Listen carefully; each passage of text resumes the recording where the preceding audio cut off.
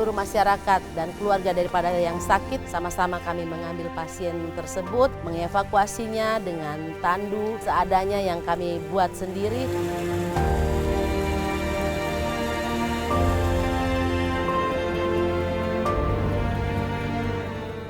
Dia tidak melihat dia apakah dia miskin atau dia kaya. Dia semua sama dia ratakan. Kemudian dia tidak melihat situasi medan yang ada.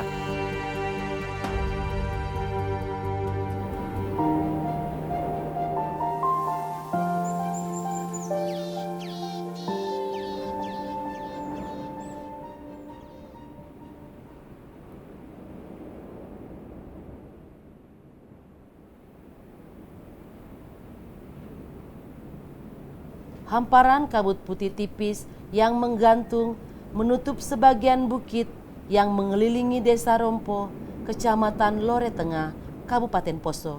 Tempat saya bertugas sebagai bidan pelosok terasa cukup indah.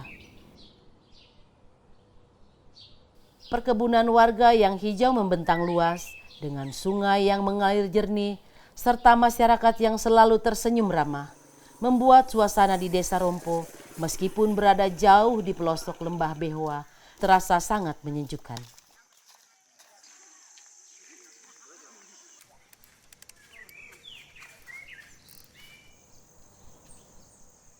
Saya Yula Martayanti Tombo, biasa dipanggil warga dengan panggilan Bidan Yula. Saya bertugas di Desa Rompo sejak 1 September tahun 2007 atau kurang lebih 16 tahun lamanya. Parahkah dia? Iya, sudah 1 minggu sakit, Bu. 1 minggu sakit? Iya. Jadi dia tidak bisa menyeberang Tidak untuk pulang ke kampung? karena jembatan gantungnya sudah putus, Bu. Oh begitu, kasihan sekali. Sebagai Jadi, bidan tapi desa, dilihat kesana apalagi di sama-sama, pelosok, siapa tahu banyak ada tantangan hal yang bisa saya tindaki hadapi. sebelum kita- Namun tantangan tersebut tidak menjadi halangan untuk terus bekerja melayani masyarakat pelosok, khususnya pelayanan kesehatan. Selain melakukan pelayanan kesehatan terhadap ibu hamil dan balita, karena minimnya tenaga kesehatan, sebagai bidan desa pelosok, kami juga harus melakukan pelayanan kesehatan kepada seluruh masyarakat di Desa Rompo. Bidan desa kadangkala bisa menjadi seorang dukun. Bidan desa pun kadangkala bisa menjadi seorang dokter karena dianggap tahu segala tentang penyakit. Bidan desa harus tahu tentang kebersihan, kesehatan lingkungan, sanitasi, gizi, dan sebagainya. Namun bidan desa juga adalah manusia yang kadang-kadang hilaf, yang kadang-kadang lupa ataupun luput daripada hal-hal yang seharusnya. Namun kami di tempat ini membuat kami lebih terpatri lagi, lebih kuat lagi diasah untuk benar-benar bagaimana menjalankan pekerjaan sebagai bidan desa yang dapat menjadi inspirasi atau teladan bagi masyarakat yang lain. Kami harus tetap survive, kami harus tetap menjaga perasaan masyarakat dan perasaan orang-orang yang kami layani. Sehingga pelayanan-pelayanan yang kami berikan dapat tersampaikan dengan baik. Berada di ujung barat Kabupaten Poso, cakupan wilayah Desa Rompo cukuplah luas. Dan masih terdapat sejumlah wilayah yang akses jalannya masih sangat sulit. Hal ini menuntut tenaga kesehatan di daerah ini harus bekerja ekstra dalam memberikan pelayanan kesehatan kepada seluruh Ini masyarakat. ada pasiennya kami, Bu, masyarakat ini yang sudah 1 minggu dia sakit. Jadi tolong ini, Bu, dilihat dulu, didiagnosa apakah dia ini langsung mau dievakuasi atau bagaimana, itu kita sudah siap. Tangannya kita tusuk ya, kita kasih. Bahkan di beberapa wilayah, kami tenaga kesehatan dibantu masyarakat serta pemerintah desa beberapa kali harus mengevakuasi masyarakat yang sakit dengan menyeberangi sungai karena satu-satunya akses, yakni jembatan gantung, terputus akibat hantaman banjir.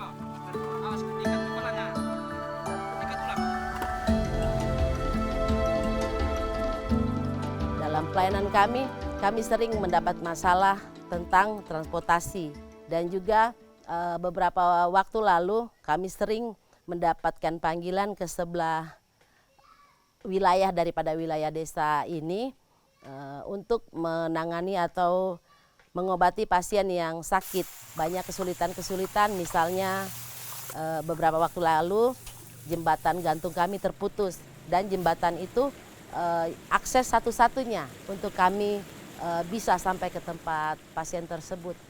Dan seluruh masyarakat dan keluarga daripada yang sakit sama-sama kami mengambil pasien tersebut, mengevakuasinya dengan tandu seadanya yang kami buat sendiri sehingga pasien tersebut bisa kami ambil kemari untuk mendapatkan pertolongan.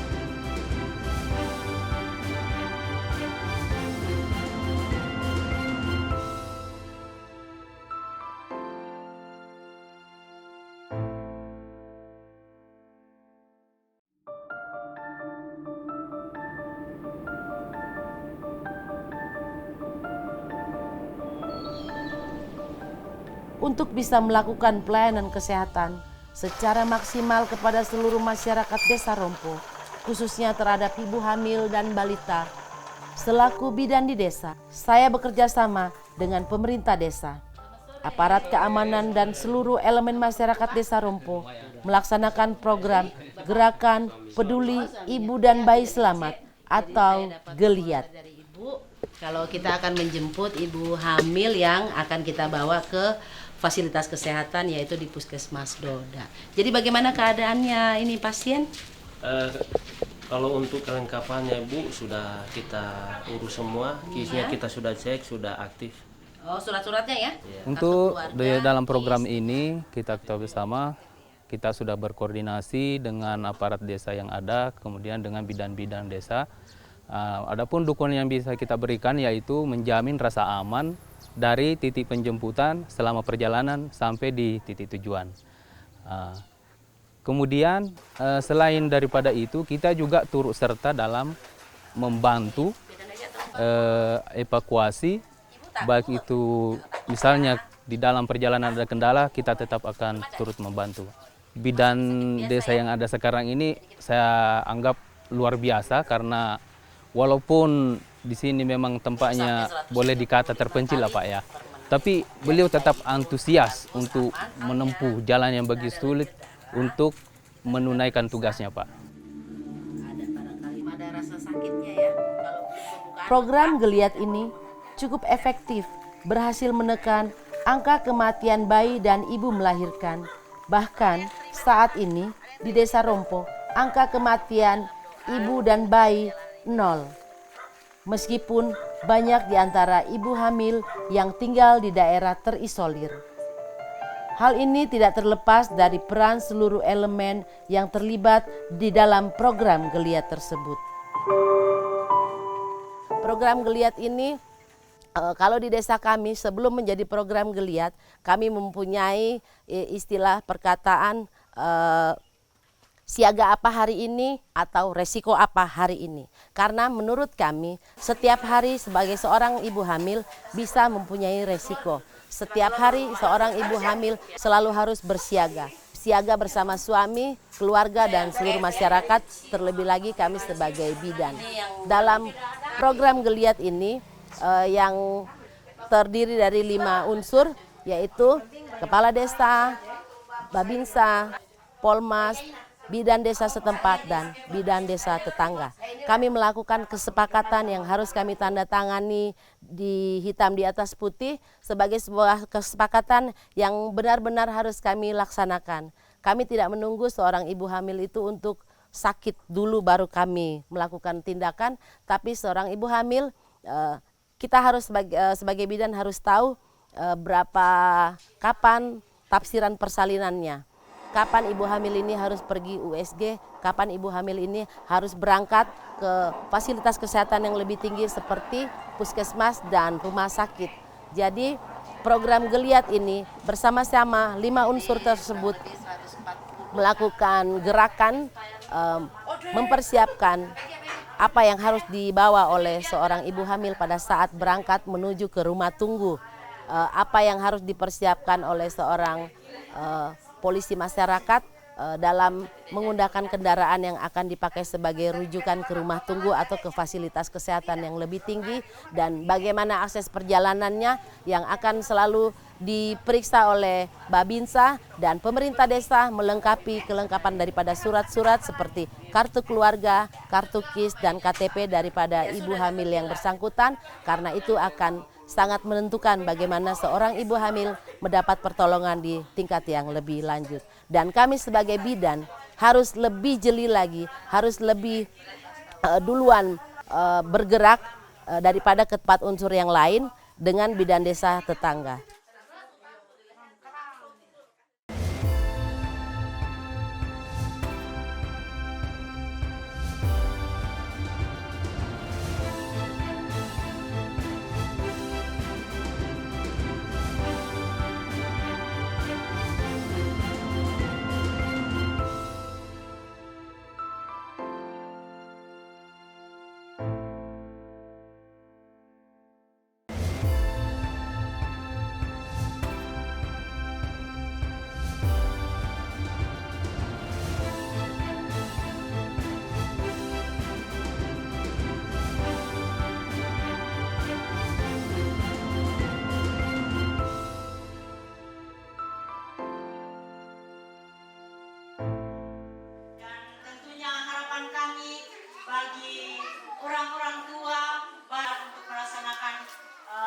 Dan untuk penanganan stunting, berkat kerjasama semua pihak, kasus stunting di Desa Rompo turun sangat signifikan.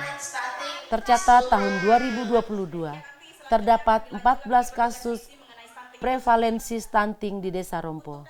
Setelah dilakukan upaya, saat ini tinggal 2 kasus stunting dan akan terus dilakukan upaya sehingga menjadi 0% kasus stunting di Desa Rompo. Kader desa kesehatan bekerja sama untuk membuat lumbung cegah stunting yang kami singkat Bung Ceting. Bung Ceting itu bukan bahan-bahan yang kami beli. Bung Ceting itu adalah bahan-bahan makanan yang dikumpul oleh masyarakat dan untuk membuat masyarakat menyatakan kalau mereka peduli terhadap anak-anak stunting untuk melengkapi isi piringku daripada anak-anak stunting tersebut. Dan juga kami membuat inovasi tentang taman yang ada di sekitar sini, Buyur Peting, Taman Bunga Bumbu Sayur Peduli Stunting. Ini adalah yang dibuat oleh masyarakat, ditempatkan di sini untuk melengkapi dapur gizi yang ada, yaitu Puri Asti. Puri Asti yaitu dapur penanganan untuk anak-anak stunting, dapur gizi cegah stunting. Sehingga dari waktu ke waktu anak-anak stunting makan 3 kali sehari dengan isi piringku yang lengkap, akhirnya membuat anak-anak stunting kami hari ke sehari bisa ada perubahan, mulai dari berat badan, dan ada beberapa yang memang dia sulit pertumbuhan stuntingnya karena memang dari dalam kandungan anak tersebut ibunya sakit. Jadi ada beberapa klasifikasi tentang anak stunting yang pola asuhnya salah, atau keluarga dalam memberi makan salah. Yang kedua yaitu status sosial ekonominya yang memang tidak bisa memberi makanan yang bergizi. Dan yang ketiga oleh karena sakit penyakit.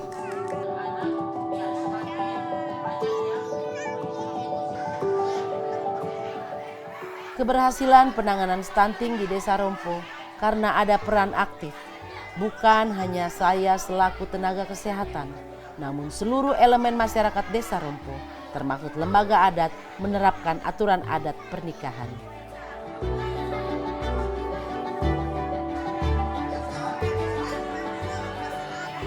Ya, saya sangat berbangga dengan hadirnya bidan yang ditempatkan di sini.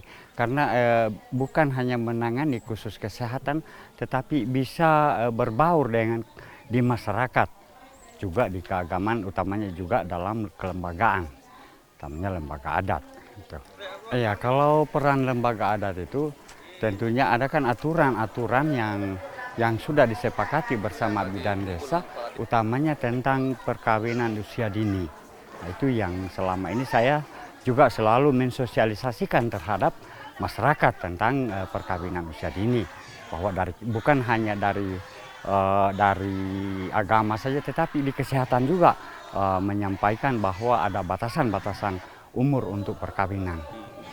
Iya, walaupun sudah dikenakan sanksi, mereka tetap tidak boleh dipaksakan untuk harus kawin.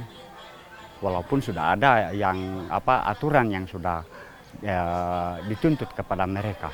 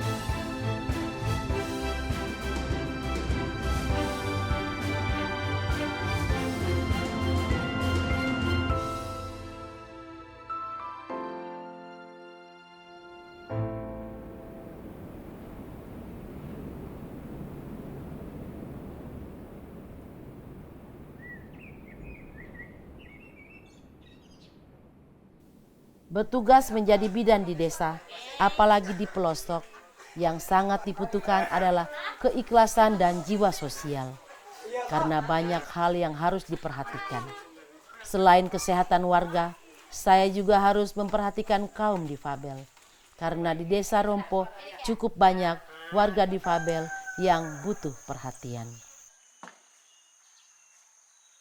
Pelayanan kesehatan yang kami berikan kepada kelompok Pastiwa atau kelompok difabel tentulah berbeda dengan pelayanan kesehatan yang kami berikan kepada masyarakat biasa. Lalu bagaimana dengan kelompok difabel atau salah seorang difabel yang hanya hidup sendirian, hanya hidup yang di jalan-jalan atau hidup di pos-pos yang tidak mau bergabung dengan keluarganya?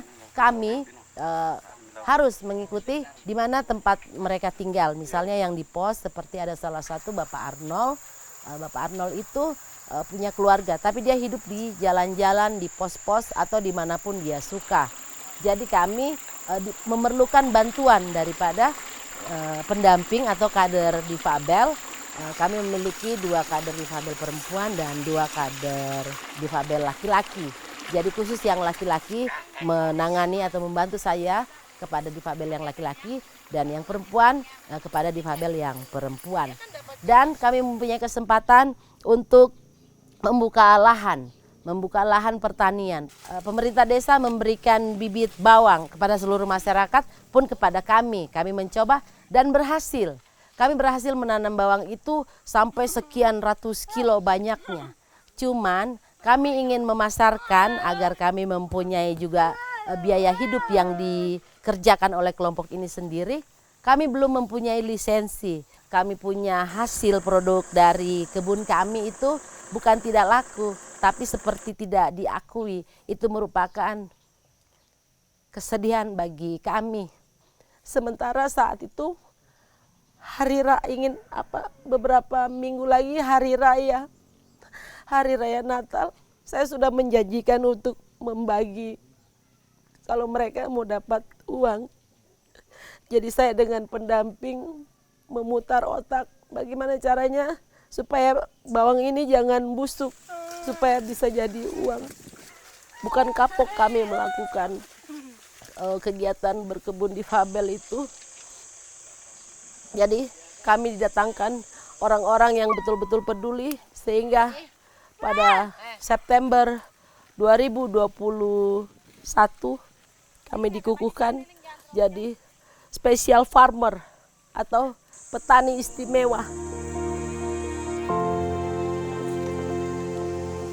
Sebagai bidan desa, saya sangat berterima kasih kepada masyarakat Desa Rompo, khususnya pemerintah desa, atas dukungannya kepada tenaga kesehatan sehingga seluruh pelayanan kesehatan di desa ini bisa berjalan dengan maksimal. Kami khususnya pemerintah Desa Rompo melihat kinerja bidan kami yang ada di sini, ini sangat terbantu kami khususnya di Desa Rompo karena dia tidak melihat dia apakah dia miskin atau dia kaya. Dia semua sama, dia ratakan. Kemudian tidak melihat situasi medan yang ada. Itu yang menjadi persoalan, yang menjadi kelebihan bagi bidan kami di desa di Rompo. Dan bukan juga hanya di kesehatan yang dia lakukan, tetapi dia banyak kegiatan-kegiatan seperti difabel yang dia bentuk di Rompo ini. Ini yang menjadi kebanggaan kami bagi bidan Yula ini. Kemudian untuk kerjasama antara kami dengan bidan tenaga kesehatan di sini sangat-sangat baik. Dalam arti setiap ada pasien yang ada yang sakit di kebun, itu kami sampaikan, dia langsung respect untuk pergi melihat. Walaupun itu dia berisiko tinggi, kita sampai menyeberang sungai. Ini yang menjadi kebanggaan kami buat bidan kami. Ini tidak ada alasan bagi kami pemerintah dan kesehatan. Kami tetap berupaya bagaimana caranya, walaupun itu kami lakukan penyeberangannya itu dengan rakit. Tetap kami akan ambil masyarakat kami yang ada di seberang yang tinggal di kebun-kebun. Jadi itu memang inilah yang kelebihan bagi bidan kami dan masyarakat kami. Gotong royongnya sangat tinggi. Walaupun jembatan kami ini sudah 3 tahun rusak, tetapi kami tetap semangat untuk mengatur masyarakat kami yang ada di seberang. Tetapi alangkah baiknya kalau jembatan ini segera diperbaiki. Bagi saya, setia dan telaten terhadap pekerjaan-pekerjaan kecil, maka saya percaya kita pasti akan mendapat pekerjaan-pekerjaan yang besar yang bermanfaat bagi orang banyak.